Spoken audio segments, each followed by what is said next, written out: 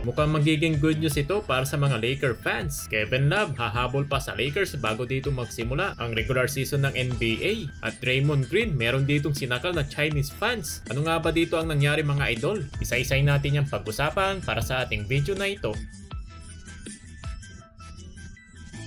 Mukhang hindi mapigilan matawa ni Jordan Poole matapos nga niya itong makita itong video clip na ito ni Draymond Green dito na nga sa bansang China. Yes, ito nga si Draymond Green ay nandito nga ngayon sa bansang China. Hindi dahil para mag-promote dito ng sapatos ay kundi para puntahan nga ito naghamon sa kanya ng basketball ng 1-on-1 mula nang sa bansang China. At ang twist na nga dito, up to 100 ang score. Ito pa nga sinabi ni Dre. Ni hao, Chu, Joe. I'm Draymond Green. Big thanks to Jared for the invitation. On September 19th, I'm coming to Sing CHN in Chuzhou. This isn't just an appearance. I'm jumping into a 100.1v1 street battle. Get ready for some straight fire. See you in Chuzhou. Well, pinuli pa nga dito ni Draymond Green itong Chinese na nakalaro niya. At hindi lang yan mga idol, no? Bigla nga niya itong hinedlock.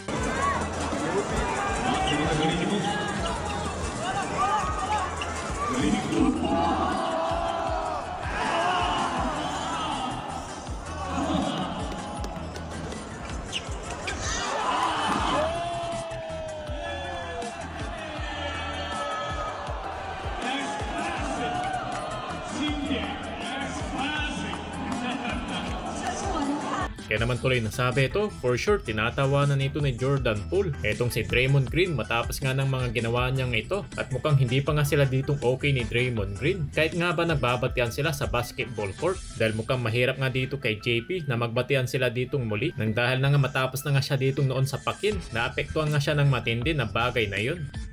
At samantala, matapos naman dito makita mag-ensayo na magkasama si Kevin Love at LeBron James, ay meron naman ditong lumalabas na balita ay nagbibigay daw dito ng sinyalis na nire-recruit talaga dito ni LeBron James na itong si Kevin Love papunta na nga sa LA Lakers na malaki daw dito ang kanyang maitutulong sa kanilang kupunan. Well, kilala naman natin si Kevin Love na bilang isang veteranong power forward at meron nga itong mga kakayahan ng miscore mula nang sa labas at pumasa at yan ay mismong nasaksiyan natin sa team nila sa Cleveland Cavaliers. At bukod na nga dito, malaking bagay rin ng kanyang championship experience para na nga sa team ng Lakers na naghahangad dito ng panibagong titulo. Ganun pa man, lumalabas nga dito ang balak ng Jazz na i-buyout nga dito ang kanyang kontrata na isang klase na nga itong hakbang na magbibigay na nga dito ng pagkakataon para mangyari nga itong kagustuhan ni LeBron James na makuha itong si Kevin Love. Nang dahil na nga agad nga itong nag-trending sa social media at yan naman ay malinaw nga dito sa pagkakasama nila ni LeBron sa isa na nga training facility sa LA ay hindi nga lang itong basta-basta dito na pagkakataon na maaari masaksihan muli ang kanilang tambalan na LeBron James at Kevin Love para na nga sa LA Lakers.